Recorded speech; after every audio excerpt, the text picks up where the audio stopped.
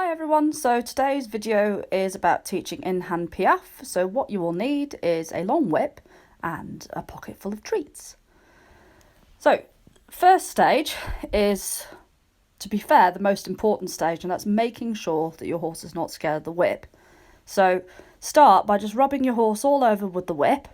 If they seem scared of it, pat them, praise them, give them a treat, and just keep repeating until your horse is definitely not scared. Stage 2 is basically teaching your horse how to walk really, really slowly beside you. So I just start by walking slightly backwards, getting the whip slightly behind her hindquarters to encourage her to just walk on, and I'm just doing little tiny squeezes down the reins and little half halts to keep her going slowly. And then gradually just decrease the length of time you're expecting the horse to walk for, and remember, always praise. Stage 3 is basically you build on what you were just doing on the walk and you start getting them to trot. So here I'm walking backwards, I'm probably clicking, knowing me, encouraging her to trot on, and as soon as she trots I then halt, praise her, pat, and then give a treat. You will go through hundreds and hundreds of treats doing this, don't worry. The main thing is to make it fun for the horse, and then you just keep repeating. So that time she picked up the trot a lot quicker than she did the first time. So lots of praise and another treat. So it's just making it really fun. Over time, gradually decrease the length of time that your horse is in trot for. So here, she's now learnt that when I run backwards and click, I want her to trot. So she picks up the trot really quickly, and then I've walked her pretty much straight away or halted her straight away. Praise and treat.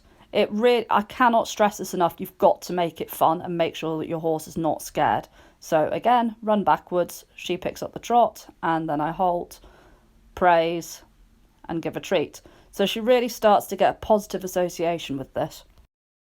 The next stage is doing something which I call leg lifts. So the way that you do this is you touch a leg and you expect them to pick it up, and as soon as they pick it up, you take the whip off. Now here, I'm working on Carmen's left hind. You can see that what she wants to do is kick out at the whip. And I'm keeping the pressure on, and there, as soon as she stopped kicking out at it but just held her leg up, I took the pressure off. So then you repeat. And she just thinks that she's doing the right thing by kicking out at it. She doesn't think she's doing anything wrong. And as soon as she stops kicking out, I then take the whip away.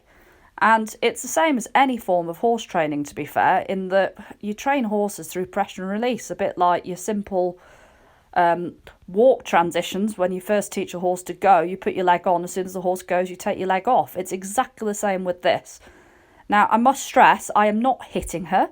I am touching her. There's no force here whatsoever. I'm just using the horse's natural instincts that when they get tickled by a fly, they swish their tail at it or they lift their leg up to get rid of it. And then, of course, the fly moves away, so they learn that that's the correct thing to do. And then you just repeat it with all four legs. I'll just add here that I'm using a driving whip and not a lunging whip, mainly because there's less string on the end, and because of the length of the driving whip, it's better because you're less likely to get kicked than, say, using a schooling whip. Stage 5, you're basically putting your leg lifts and the initial kind of moving forwards to walk and then to a slow walk together. So there I asked her to walk forwards, and then as she stops, I'm just tickling her leg with the stick again and just encouraging her to lift it up, and then occasionally just repeat with the front legs. And then, of course, as I said earlier, treat and praise. And you just got to keep repeating it. You'll find that the actual leg lifts that you're teaching the horse to do, you'll have to use that a bit later on once your horse is a bit more established to encourage more lift and suspension and expression. After you've done your leg lifts into the walk, it's then time to try and get it with leg lifts going into the trot. So I always go back to an exercise that she understands. You can see there she's actually picking her hind legs up really quite nicely.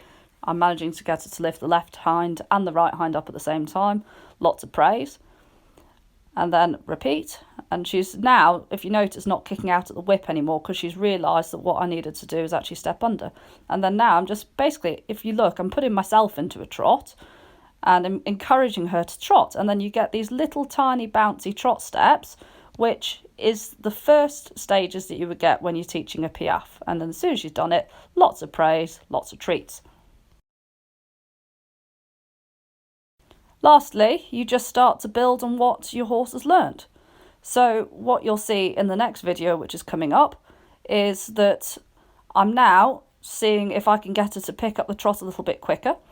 Depending on your horse, you might find tapping them in different places gets them to react differently. So I've noticed with her, if I tap her on her croup very, very gently, I'm not smacking her, you must realise I'm not smacking her, just tapping really, really gently, she actually starts to bounce and jumps with the rhythm of the whip.